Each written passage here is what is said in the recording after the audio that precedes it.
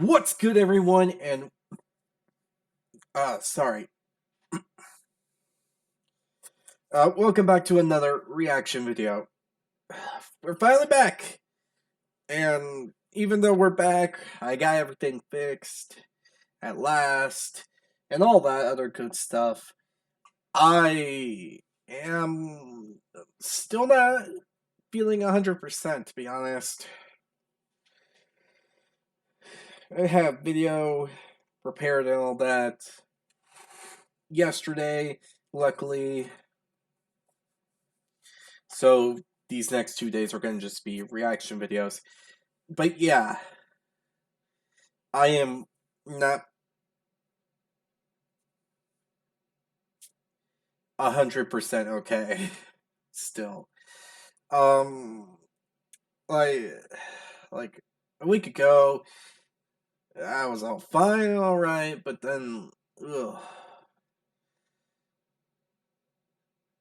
weekend just killed me. Terrible headache, sores all over my body. Like, I was sore everywhere. Arms, legs, and I was more exhausted than not. Sore throat, stuffy nose. I had the worst time last week when it came to that.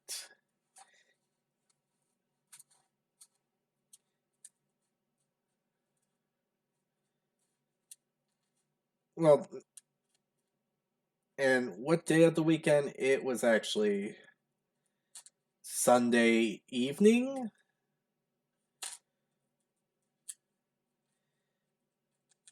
I don't know what happened Sunday evening. As you can see from the shorts I posted and all that, that was from a day or two before.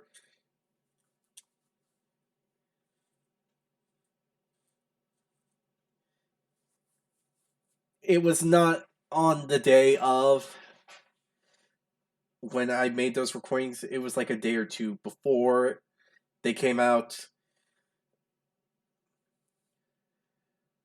Family wanted to bring everyone onto a trip. We went to Seattle. So all the videos from last week were scheduled and posted and all that. And the computer thing was almost done, but it was taking so long.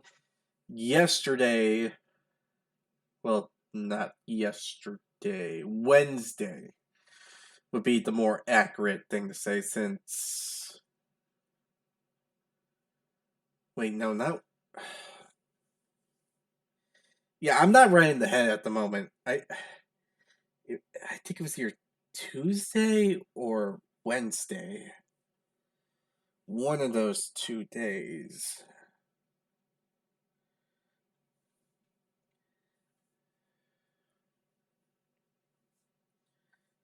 But yeah, we had to deal with all that and whatnot. I'm not in the right state of mind at the moment. Basically, I'm back. We got this going. We got game theory. We solved Golden Freddy again with Matt Pat joining. Great job on bringing him back for this. I don't think you would really want to miss this kind of thing. And I'm already making 4 minutes. I'm trying to make an update on what's going on. Oh man, I'm everywhere today. It's not my fault, I guess. I guess it is my fault technically, since I'm still sick. I can't talk too much after this. I'm gonna have to take the mic away from my face area and try to drink some water, because I take notice of my symptoms. The more I talk, the more my throat starts to dry up faster and hurt, like it is right now, and all this other stuff. So, yeah, it happened this weekend, last weekend, actually. The videos, well, to be more accurate, the shorts were a week before. I had some stuff fixed for the computer as well. I'm going to do another thing which will greatly improve everything even more, since now we can do FGO videos if I can get this done right.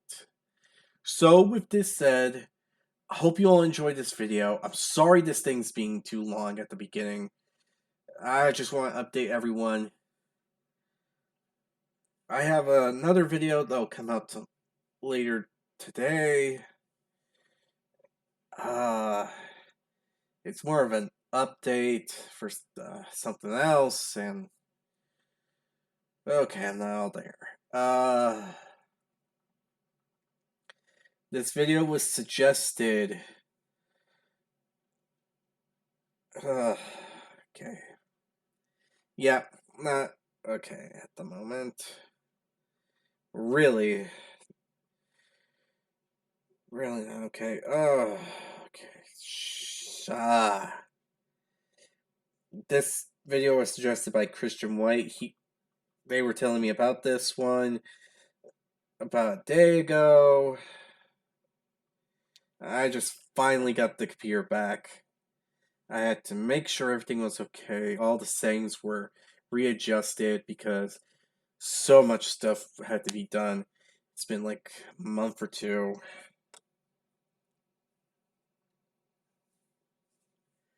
Since I had to do things the other way, but things should be better now. Things should be better now.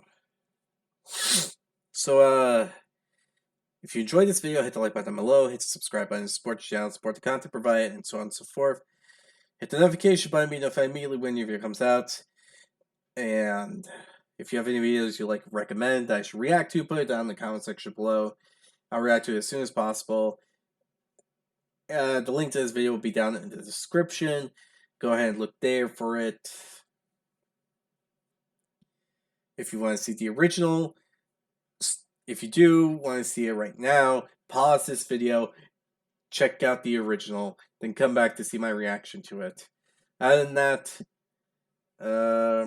some people might question, why am I doing something like this today and why not something else? I'm going to try to do something fun for these 2 days. I had something planned, but phone storage, and I think I'll make something else about it, an update video later this week or next week, but yeah. Let's start this video up, shall we? And be sure to give Game Theory some love and support for the video they made. I don't remember if I said it or not. I'm everywhere today. And I'm not okay. People have been trying to tell me to rest, but I can't rest until I get this done. So let's do this. The crying child's name has been found. That's right, we finally have an answer for a question that has stumped this community for a... No, seriously. What? The name has been found. The name's found. Cool. A literal decade. And the craziest part of all of it, it was solved by a channel with only one video. Matt must be rolling in his retirement grave. We'll just see about that. Hello, Internet! Welcome to Game Theory, the show that's happy to let someone else solve FNAF for a change. Since the release of Security Breach, it feels like there's been a massive new wave of FNAF theorizing on YouTube. We've seen the rise of people like John FNAF, Rye Toast, ID's Fantasy, and dozens more, all joining us in the good fight to try and solve the infuriating lore of this franchise. And just over a month ago, a new challenger, or should I say challengers, entered the ring. The channel Dual Process Theory. And they went big for their first outing, making the claim that they'd solved the entirety of FNAF in their very first video. And not only were they laying down a timeline for the whole series... That's something to react to next week. Everyone hit like if you want to see that kind of video. Watching this this discussion at the timeline. I kind of actually want to see if how accurate it is to the timeline I have for FNAF that I put on the. Oh, sorry. Oh,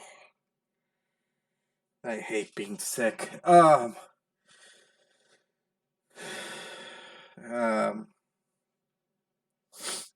yeah, I have a timeline that I discussed like a year or two ago when it came to FNAF.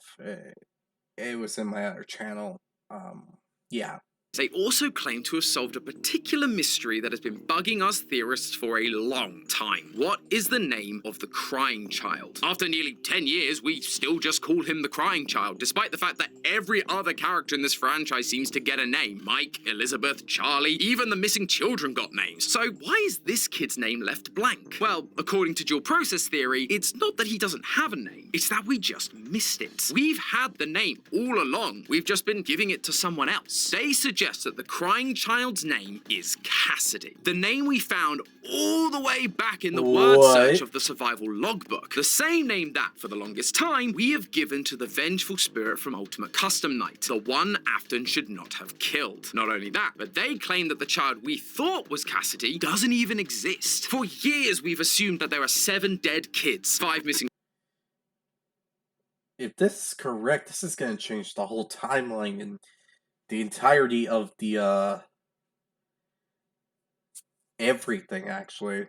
Children's incident victims, including Cassidy, Charlotte Emily the puppet, and the nameless crying child. But instead, they claim that there have only ever been 6, with the final missing kid and the bite victim being one in the same, Cassidy Afton. It's a bold claim, but when you get into the meat of it, their argument is actually quite compelling. So I went back to the drawing board and started mapping out the pieces myself to see if I could come to that same conclusion. Is the crying child actually Cassidy? Ladies and gentlemen, it's... Hey, Tom, what you doing? Oh, hey Matt, I'm kind of in the middle of solving FNAF. Yeah, okay. I'm sure you have a theory that changes everything. A clue that we missed? Kinda, yeah. Perfect. Well, before you fire up the old Golden Freddy thumbnail and then slap a dark truth on that, I've got another puzzle for you to solve. Lore-fi. It's the music-based mystery project that I've been working on. Basically, it's what you get if you have Lo-Fi Girl, but you mix in a murder mystery. Because who hasn't ever wondered that? I know, but the good news is you don't have to wonder anymore. Oh, that's an ad. That's an ad. That's kind of strange to do, but okay. Actually, what did they? I guess when you're gonna do the whole timeline, I guess you're gonna have to involve MatPat. Oh, okay. I really hate being sick. Everything's acting up. Okay. On your way in. I did indeed, sir. And people should definitely click on it because, like I said, there's going to be new secrets waiting to be discovered every week over on Spotify, and a new animation dropping roughly once a month and a half here on YouTube. All as we help a new character, Taylor, solve the deadly game that she accidentally finds herself trapped in. Do I really have to solve this? I kind of got my hands full with all the FNAF stuff coming down the pipeline. I was actually just about to do a Morty on dual process theory. Oh, I remember that one. It's a great video. But you do realize the M in Morty stands for MatPat, right? MatPat occasionally reviews theories, yo. Huh, didn't think about that. Say, Matt, I know you're kind of retired and everything, but seeing how dual process theory's video was a 2-person effort and you're already here, how'd you like to tag team this FNAF theory? I mean, it's a little cramped in the recording closet with the two of us, but sure, why not? Awesome, and now I don't have to change the theme song. Hit it, Yossi! Leave your theories in the comments below. I'll pick my favorites in the next episode of Morty. First things first, it's probably a good idea that we recap the main evidence points dual process theory has for the crying child being Cassidy. Their video is nearly 2 hours long after all. Who has that much time? Well, Okay, wow. If I do a reaction on it, it's gonna be put in parts.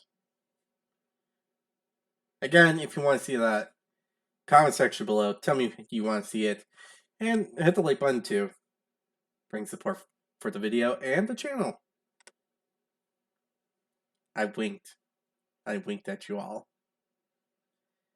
And gave a cheesy my guy thumbs up and smile. Okay, those that don't know Naruto, I would be kind of surprised, but yeah.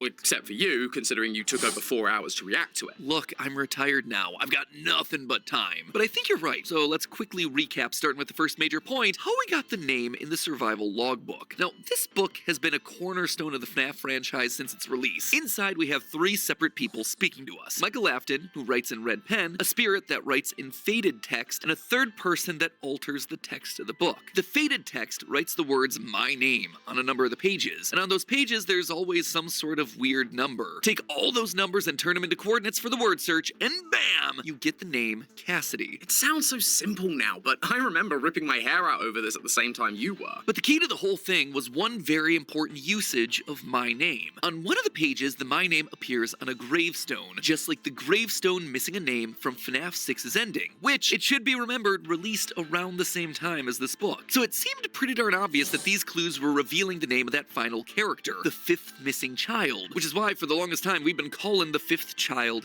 Cassidy. And this is where dual process theory throws their first spanner into the works. You mean wrench? Look, you chose a British guy to take over. This is what you get. While yes, my name appeared on every page the clues were hiding, notice what's on the opposite.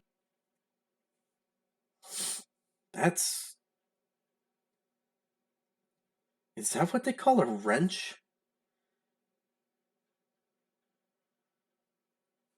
In Britain?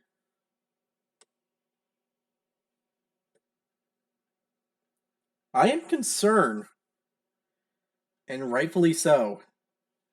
Opposite page of the word search, a mirror, and under it the spirit leaves a message. What do you see? Well, what's on the other page? The crying child using altered text in the word search. It's me, Cassidy. God, it's so good! It is pretty compelling, especially because, in all honesty, the placement of that mirror always felt suspicious to me. So I really like them using it for their theory. But if crying child is Cassidy, then who else is speaking in the book? You need a second spirit to act as the faded text. Well, according to them, it's Charlie, the puppet, doing what she's been trying to do the entire series, help the lost spirits find themselves. And again, I gotta say, I really like that. Narratively, that's really satisfying because it brings together the 3 main characters from the franchise all in the same place. Mike with his red pen, crying child Cassidy as the altered text, and Charlie guiding the conversation as the ghostly faded text. It's cool and it feels complete, but is there actual evidence to support this, or is it all hypothesis? And that's not all. Dual process theory weren't just satisfied with crying child having Cassidy's name, they went further to suggest that the crying child is Cassidy, as in Cassidy is an Afton, and the 5th missing child on the gravestone,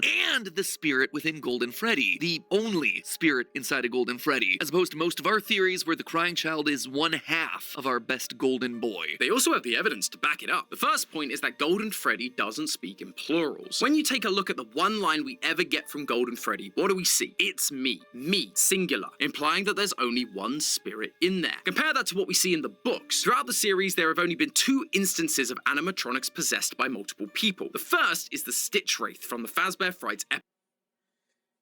Well, when you put it like that, it makes sense. You can't really blame us for not really understanding that bit, but I'm really curious how they came to that conclusion. It just sounds like it's out of left field when it comes to someone else. And it's a really interesting one. But we do have instances, cases. I'm to the point where I can't even speak correctly. That's a normal thing. Instances, cases, scenarios where multiple spirits are controlling one thing, but then again, when you think about it, we've seen that with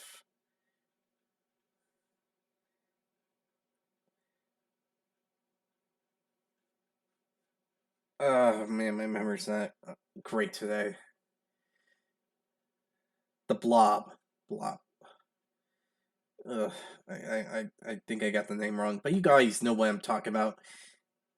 The thing in Security Breach that has the mixed max mash of every single darn animatronic from the series.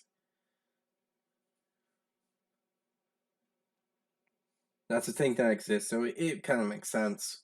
Epilogues. The second is Rosie Porkchop from the Fazbear Fright story Together Forever. And while the Stitch Wraith isn't able to speak until the second soul is gone, Rosie Porkchop speaks while still containing both spirits, and refers to itself as ladies in waiting. It's using plurals showing the two spirits. We're gonna come back to that point, right? Yeah, don't worry, we're gonna come back to all of this. Okay, great, because I have thoughts on that one. The second point they bring up is everyone's favorite FNAF 3 classic, Happiest Day. This is the final minigame where we see the puppet giving cake to the birthday child, surrounded by their friends in animatronic masks. Once the puppet delivers the cake, the child stops crying, puts on their Golden Freddy mask, and all the children's spirits move on. Well, except for Charlie, because she's still got to show up in FNAF 6.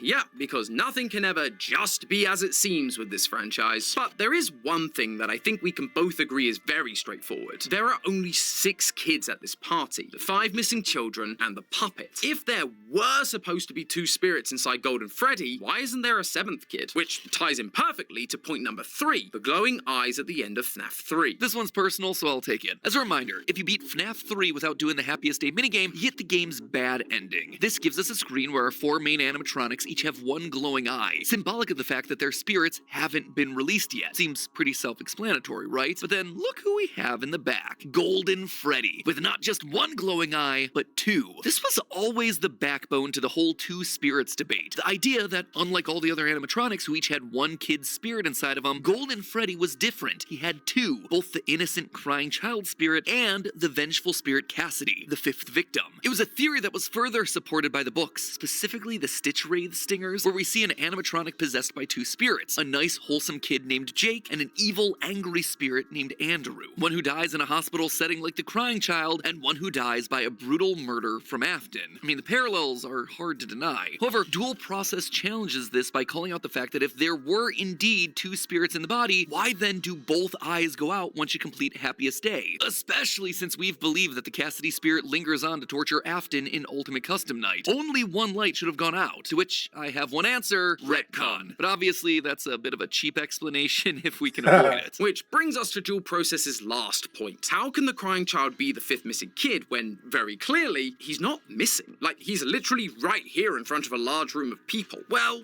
they make the assumption that this was all part of William's scheme. After the bite of 83, William pulls his child out of the hospital, and while experimenting with harvesting remnant, has the bright idea to stuff his son into Golden Freddy. Whoops! Bad idea, Will. It doesn't work, and the spring locks kill him, which is why we see Golden Freddy twitching in Ultimate Custom Night in the same way William does during the FNAF 3 teaser. This mistake devastates him, and in a drunken stupor, he lashes out at Henry's daughter, Charlie, killing her last. This then aligns with what we see from the gravestone puzzle in Help Wanted 2. To solve it, you have to light the gravestones marked by the 6 dead children in a specific order. That's a weird one to really think about, to be honest. Okay, let me pull everything out about there being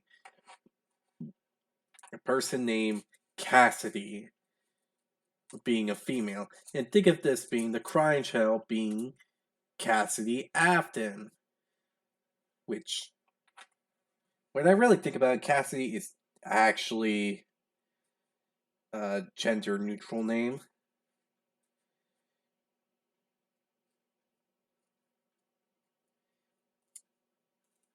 Believe me, I figured that one out by accident.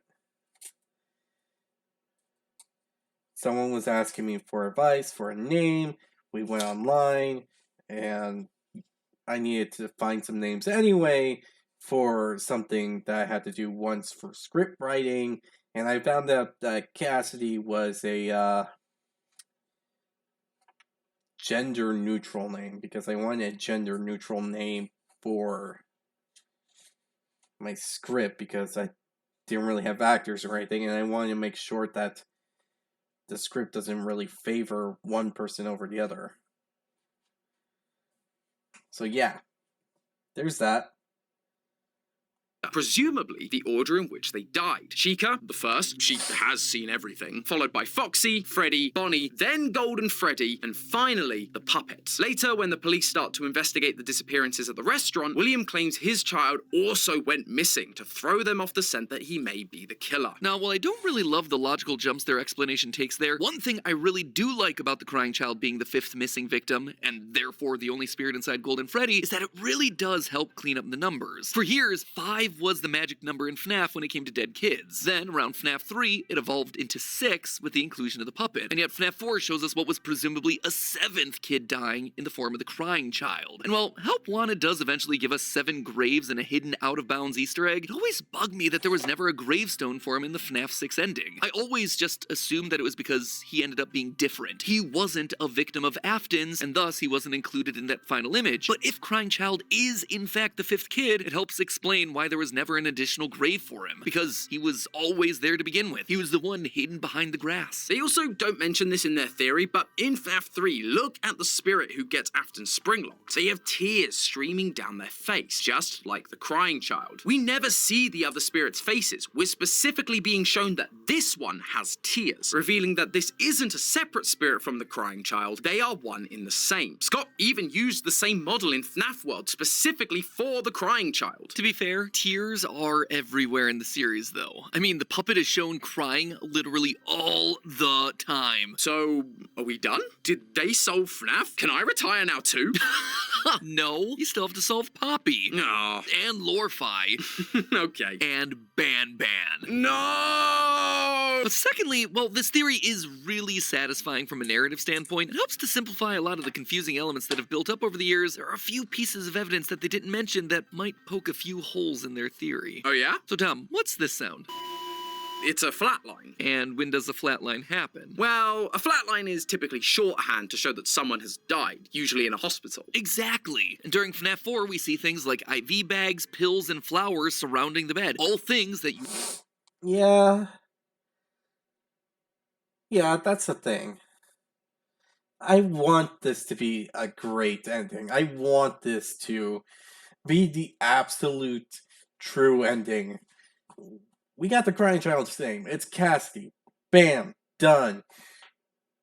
There's just one... not one, I'll admit, but a couple... a few... actually, just a couple problems with that. Mainly FNAF 4. And 2...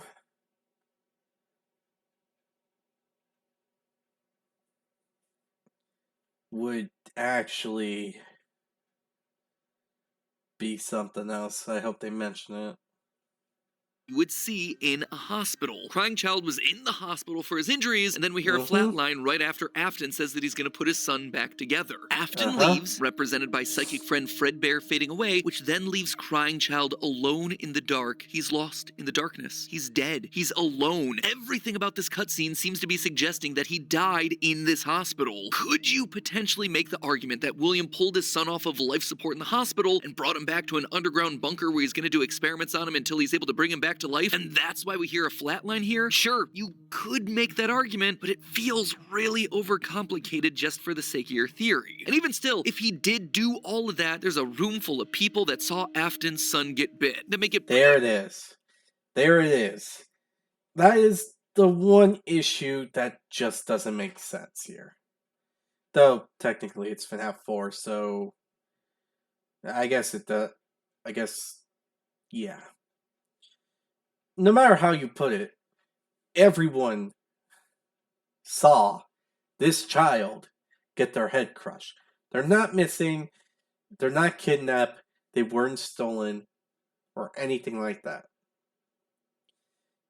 The kid has to die in the hospital, the kid had to be in the hospital long enough to get all this stuff.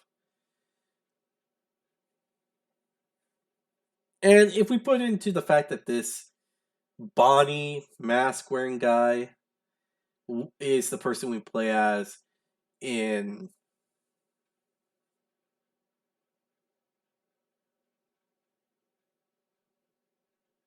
I'm okay.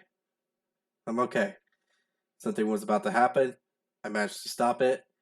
I covered my mouth. Hope for the best. I'm okay. I'm okay.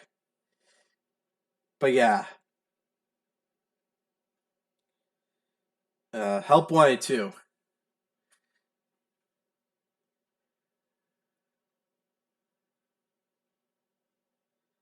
This guy wearing the body mask is supposed to be the main character.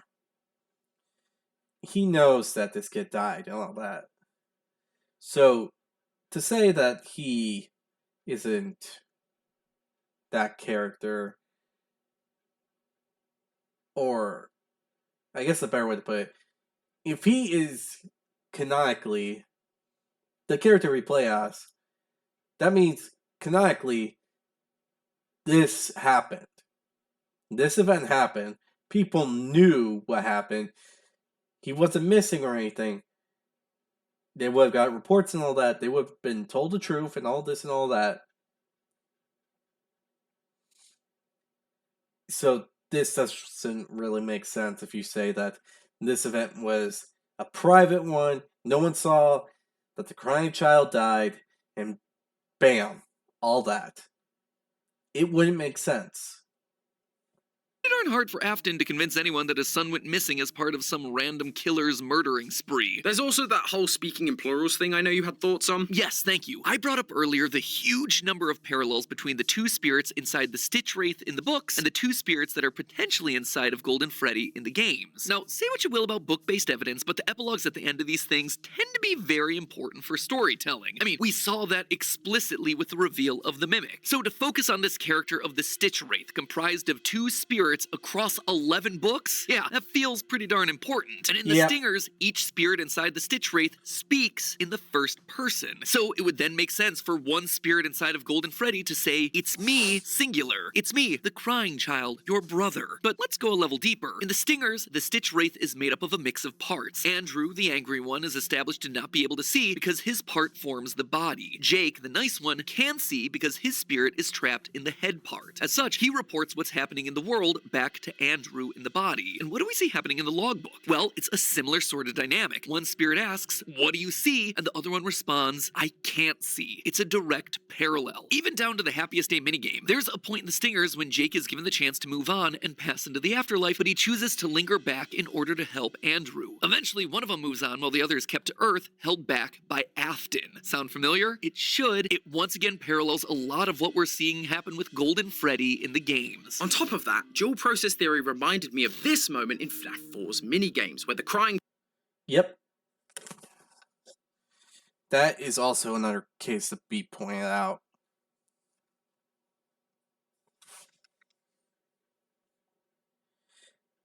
Also, when you have to really consider it, what does he have to be mad about his dad with? What is he mad about William doing?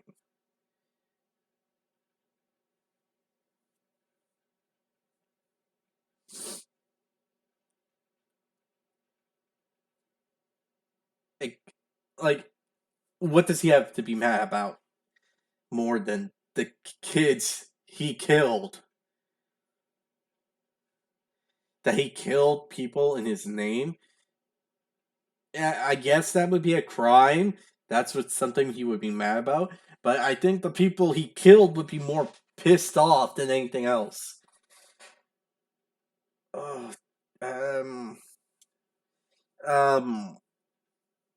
And what else? He should be mad that he's been locked away. He should be mad about him being left to die. He really doesn't have anything to be mad at William for. Because one, it was Mike that killed him. Mike, whatever you want to call Michael Afton. But yeah, that's a thing to note when it comes down to it. Secondly, and do follow me on this. This kid is probably smart enough to know that his dad has to work. This kid is smart enough to probably figure out, with enough given evidence and all this and all that he'll soon know that his dad was the one talking with the Golden Freddy thing.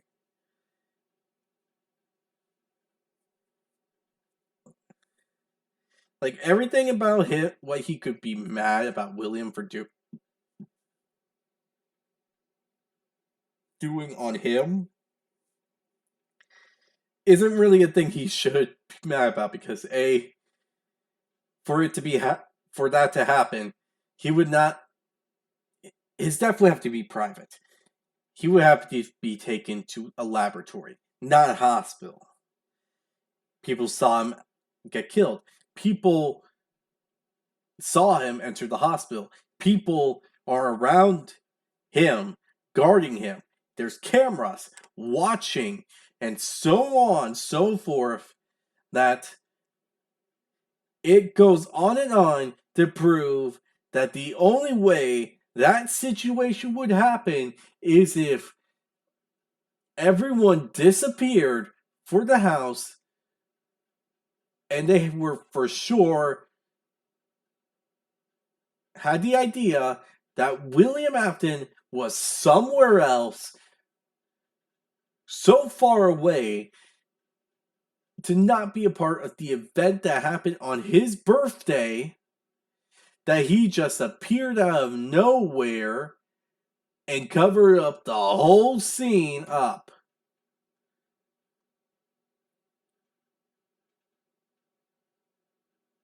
Which is impossible to do.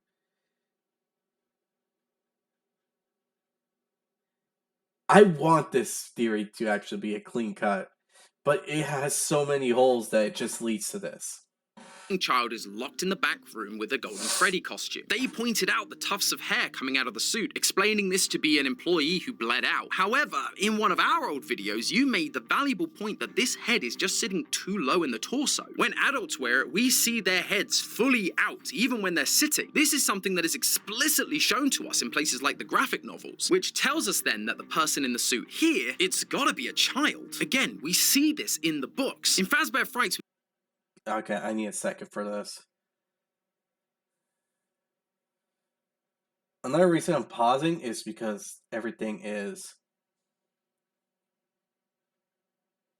like crashing, breaking, or something. Give me a second. I need to really check this out. Yeah, I can't really do anything about it. Best thing I could do is try to make sure that this doesn't go too crazy.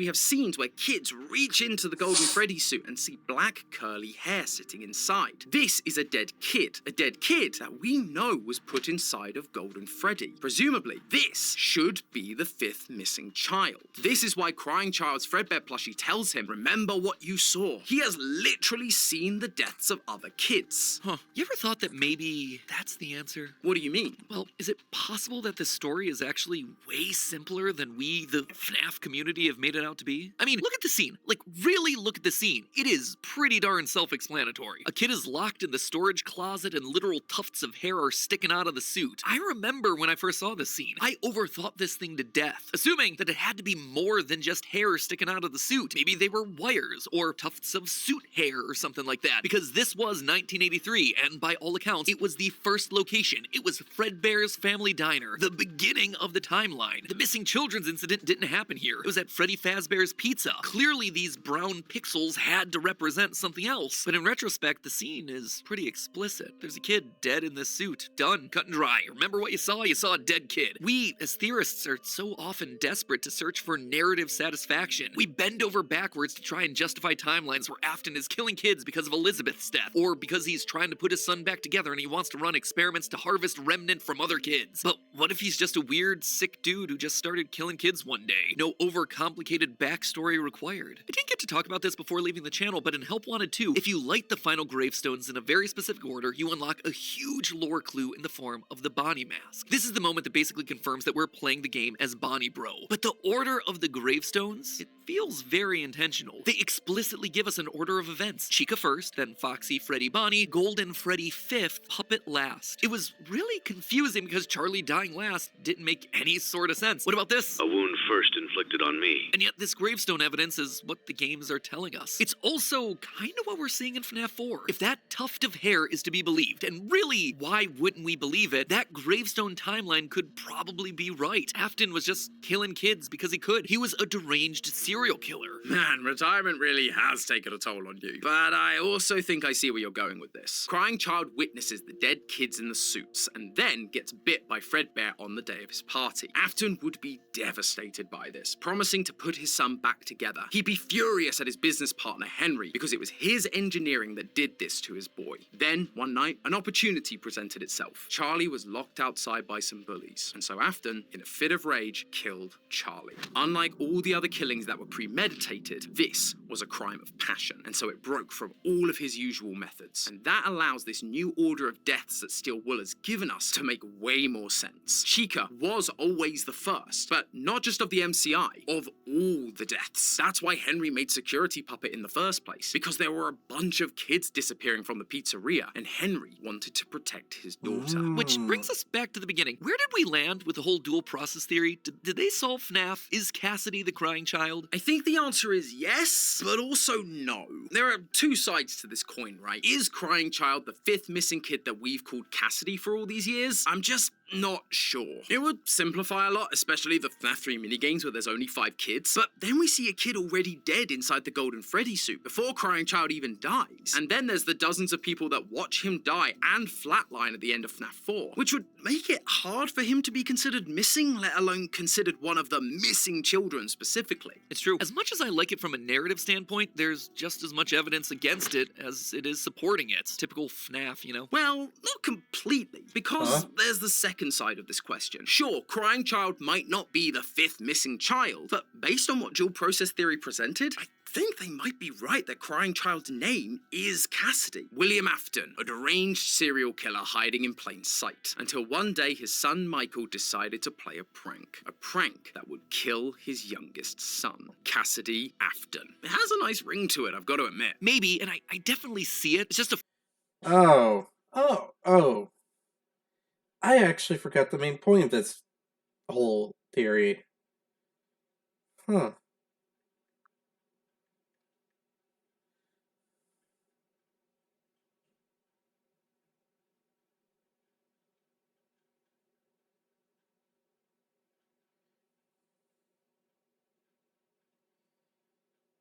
Wow. That's something to really think about.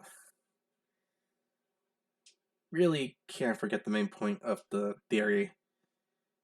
But yeah.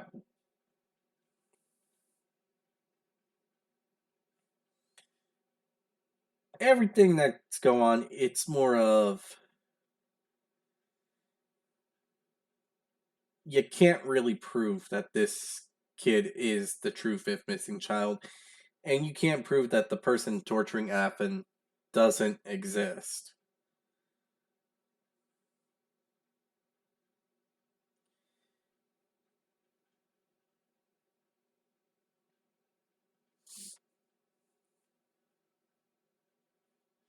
It's just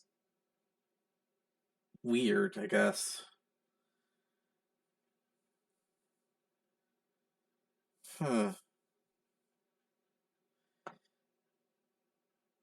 But anyway, the main point is saying that the person we call Cassie this whole time is not real is false.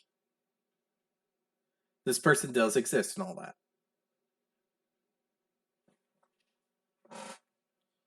let's just hear the Frustrating catch-22, you know? We either get to have the crying child's name, and in the process we lose the established fifth missing kid name, or Cassidy is the fifth missing kid, and crying child remains as nameless as he ever was. I mean, the answer's gotta be in here somewhere, surely. The altered text opposite the mirror returns the spirit's questions with, who are you? What's your name? And with Cassidy not being the fifth missing kid, that leaves the my name gravestone clue wide open. Honestly, my money's on the Foxy Grid. We never did solve it, and there's ghostly text written at the start. Maybe we should take another look. Oh, no. There's no we here, my friend. I did my time with that Foxy Grid. This is all on you, man. Oh, well then, I guess I better get started. It's not like I had a billion other FNAF things to worry about. Regardless, I suppose I should thank you for helping me out with this episode, Matt. I know Lawfi has kept you pretty busy. Oh yeah, Lorfi. Nearly forgot that I was on here to promote that. Just got so caught up in the FNAF discussion. Anyway, I should probably get back to working on that. The team and I have worked really hard to make this project as great as it can be, and episode 1 just launched today here on YouTube. So, if you're in need of some chill beats for studying, working, or sleeping, make sure you check out the Lorfi project over on Spotify. We've got new music releases dropping every week or so, with clues hidden inside. So make sure you follow us there to listen as soon as they drop. But if you want to level up your experience, you can always head on over to the YouTube channel and try to piece together the clues to help Taylor solve the mystery surrounding this definitely not a robot kid, Gregory. We've got new animations coming each month that are full to the brim with that sweet. Okay. Anyway, it was good to see MatPack coming back for this one video. But I have to say that,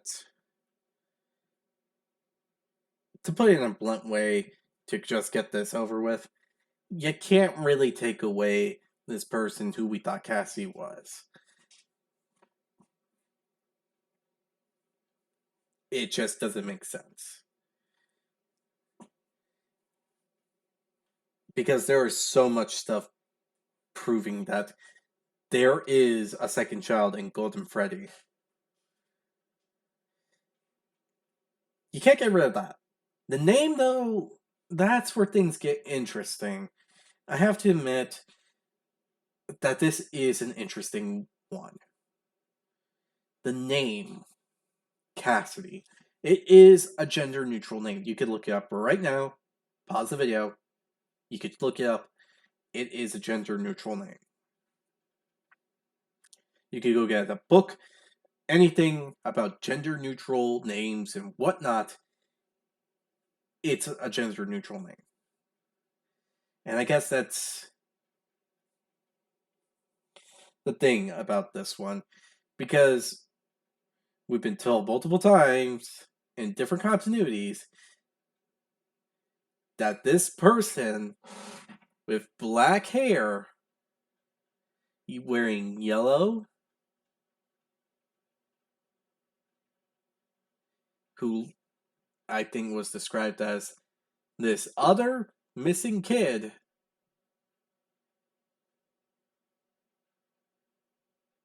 was described as the same thing as being female. But with the books, some people thought that instead of female, they were male. So that's what I guess everyone thought was the problem when it came to Cassie's name, because it's gender neutral. And if it's for a female and male, and it could be that the game version was different from the book, or it is the same as the book. No one could prove it. No one could do any of that. But with this information, it's more of a coin toss. There's nothing to really prove that this one name, Cassie, belongs to the crying child or this other victim. No one could prove it. And at this point, it does make it more simple to realize it.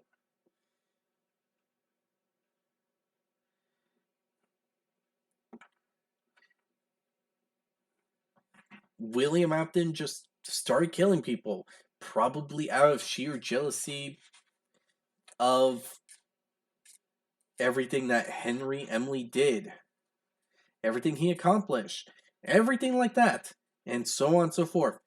Maybe it was something that Henry forced upon him to deal with, and he's pissed off about that, and it just snapped and all that. Or maybe it is a method to just get sweet relief with all the shit that Michael has done at this age. He's been bullying his kid, and all this and all that. And Elizabeth isn't really stopping about Circus Baby and whatnot, so it makes sense. Unless somehow Elizabeth dies before all this, and it's the reason why William Afton is killing. But that doesn't really make sense here and there, but we're gonna figure out sooner or later, I guess. So I do hope that you enjoyed this video. If you did, hit the like button down below. Tell me what you think about this theory in the comment section below, because it is a really interesting one.